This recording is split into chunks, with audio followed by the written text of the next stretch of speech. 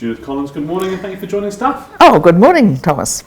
So I'd like to start off this morning with tax. Now, a fortnight ago, this whole sort of palaver started, obviously, with Andrew Bailey almost daring the Finance Minister to write to the Reserve Bank Governor about the monetary policy.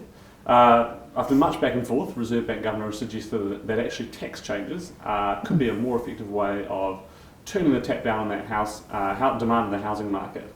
Would you be open to moderating that demand pressure with new taxes? No, what we would be doing, and very happy to, is to increase the supply of housing. And I think we all know when we've got 20,000 families now on the State House waiting list, when we have people locked out of the market because there's not enough supply, that more taxes will not create more houses. And we do know that even though we don't have the same immigration numbers from foreign people coming to live in New Zealand, we certainly have a lot of New Zealanders coming back to live here. And of course, we're not building the houses at the same rate that we need to. But that press release from Andrew Bailey admitted that there is a demand. Obviously, we all agree broadly that supply is a big issue, but that letter from Andrew Bailey admitted that there is a demand issue as well. Everyone now admits there's a demand issue. What is your solution to that demand issue? Well, one of the things is to, obviously, around the supply of money, and that's something that's driving demand as well. So interest rates are very low, and of course if people have got money to put in the bank, they're wondering why they would bother. But the other thing is that supply of money is being pushed by the trading banks into residential housing rather than into businesses, and also rather than into new housing being developed. So what we're seeing is a big increase in existing houses, financing for existing houses, and that's basically because people don't have the confidence in the business sector now, so they're putting it into that instead. And so if the Reserve Bank Governor comes back to you and says, look, well, if it comes back and says, look, we need tax changes, you're going to say, actually, what we need here is a change to the monetary policy conditions.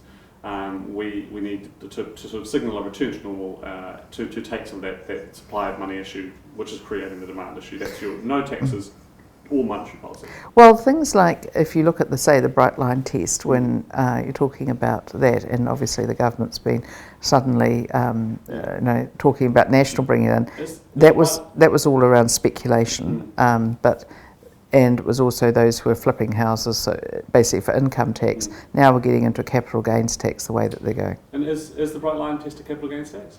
Well, it is when it goes from a 2-year to a 5-year, then to a 10-year. I can see it as an income tax when, certainly it's a tax on people who were using housing as a way of making money, flipping a house within a 2-year period or within a year or even within months. And I think people would say, well, that's actually not on. That's a tax which was the Bright Line test is brought into for. But then you go to 5 years, then you go to 10 years, then you go to what years? It's actually not going to increase the supply of houses. And if the Reserve Bank Governor asks for the ability to slap debt to income ratios on to use the debt to income ratio tool to stifle some of that demand, would that be a tool that you'd be willing to give them? Well, it's one that they've had before, isn't it? At various times, the last government wouldn't give it to them. Well, let's have a look to see what the situation is. And the other thing is that when National was in government, housing was actually in a far better state than it is now. So let's just look to see. And also we had higher interest rates then, even though they weren't as high as they had been. So let's just see what those tools are. I'm not going to preclude, exclude, other than obviously we've been very clear around the capital gains tax, and we've been very clear about higher taxes. But if he comes back with and says I want those debt to income ratio tools, not necessarily to use them, but I want the ability to use them if I need to, you'd be open to having that discussion. What I would be open to is discussing it, thinking about it, but also talking to our finance people about it. I'm not going to make up policy on this on the hoof, Thomas. You know me too well. I do.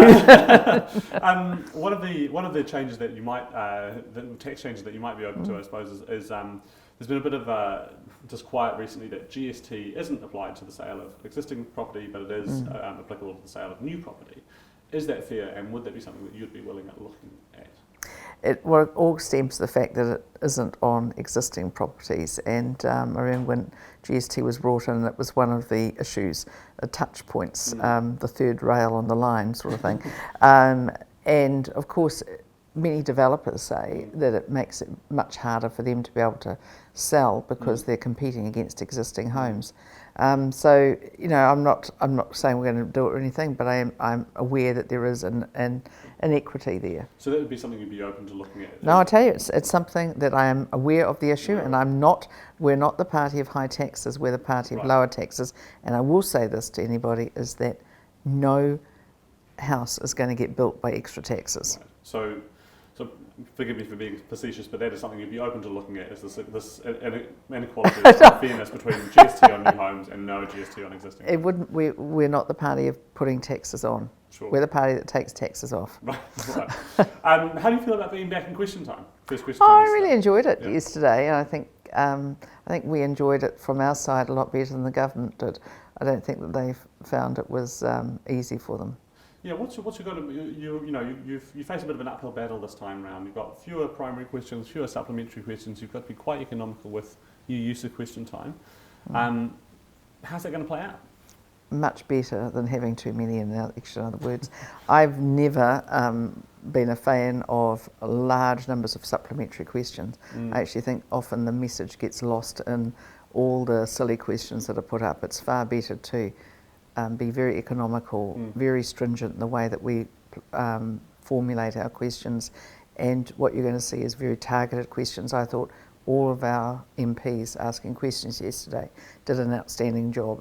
They were all detailed questions, all requiring answers, and what I saw from the Prime Minister down was a lot of obfuscation from the government, a lot of very long, wordy answers that actually said nothing much at all. Yes, you got pulled up for that a couple of times as well. Yes. One person obviously who's enjoying the new Parliament is David Seymour. He's obviously got a lot more questions, a lot more supplementary questions. He cut in on a couple of your lines of questioning a few times. Once, I think. Is that something that you're wary of this time around? No, I noticed it was mentioned in the media. It is actually pretty normal. I mean, we've always had that, so I don't know why I'm not worried about that. Right. I mean, that's what minor parties do. Would you remind David Seymour who the real leader of the opposition is? No, I think everyone knows it's me. Would obviously ACT having much more of a question, a president. Do you think he might share some of those questions with his team? Well, I can ask him that. I'm looking forward to that. Aren't we all? I'm wondering if obviously ACT has had a good year. They have been on life support, graciously given by the National Party for the last couple of elections.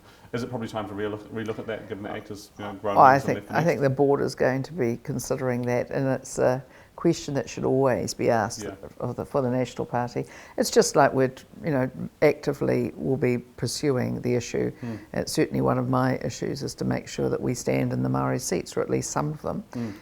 That we don't want to send out mixed messages. We want to be very clear that where there are votes, we need to be going for them. And so that decision around the Māori seats will be soon. A decision on ACT and Epsom would probably be election year? I think we'll wait to see how that goes. It's a matter for the board, obviously. Yeah. One of the awkward, I suppose the awkward moments of question time is whenever you prosecute a line on housing, you get this 9 years of neglect response. You get this response about National's record on housing. I think the key government had, 9% year-on-year house price growth. Ardern has only managed 4%.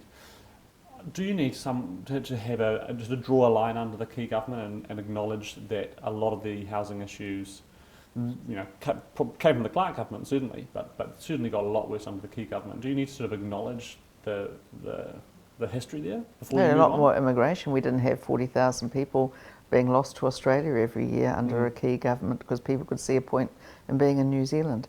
But actually, I won't get away with this 4% increase under Labour. What a lot of rubbish. 37% in the last 3 years increase. She was quoted, Prime Minister was quoting yesterday, she said 60% under National. Well, that was 3 terms. She's managed 37% in 1 term. I don't think she really wants to be going for a 100% increase. But do you need to sort of just draw a line under the housing issue of the key era and say, look, we should have done more, we could have done more, we're sorry we didn't, but this is the new National Party, the party of and you mentioned in some of the election debates where you also want to sort of take the heat off the housing market a bit. We should have been able to get through the RMA reform that we needed to get through. Our issue is that we didn't get the votes to do that because we're a minority government every time.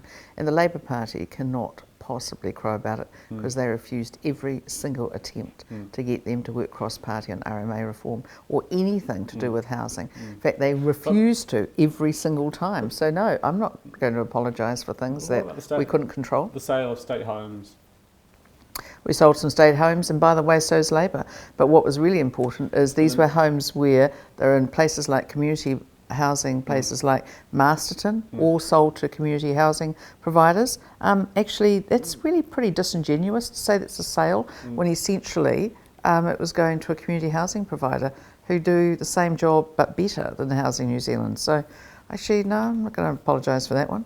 Onto Ihumatao now. How do you fix the impasse at Ihumatao? It's gone on for years now. It's only gone on because the Prime Minister went and poked her nose into it, inserted herself into it and inserted the prospect of taxpayer cash. It's a very foolish thing to do, so she better get herself out of it. Do you think it could have, secularly come to a resolution between the developer, between Seoul, between Auckland Council, without any government intervention? Is that what you believe would have happened in the counterfactual? Yes. Right.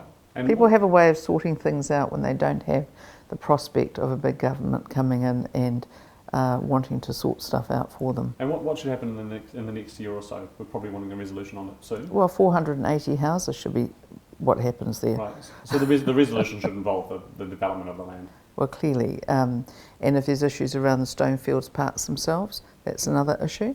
But actually, the local people, the mana whenua there, who sold the land through to Fletcher's, they want to get housing built. Fletcher's wants to get housing built. And a radical group has come in and said they want to be involved in it, and the government has gone off and supported them. Actually, I think it is it's a story about incompetent government inserting itself into something that it has no solution to, that doesn't entail just a huge amount of money being spent from taxpayers to get nothing. 480 houses were going to be built there. There's none built now. And finally, just quickly on pill testing. People die at festivals when they have bad pills. How do you stop it? Pills are bad, full stop. These illegal drugs, in some cases they're Class A drugs. So we already have testing that goes on now. We're told that there's some grey area in the law. Well, who's been prosecuted? Nobody. Nobody's prosecuted on it. And the government's put a direction out to the police last year saying that they've really got to basically not prosecute people for recreational drug use, for personal use. So ultimately, testing's already being done. Change the law is going to do what?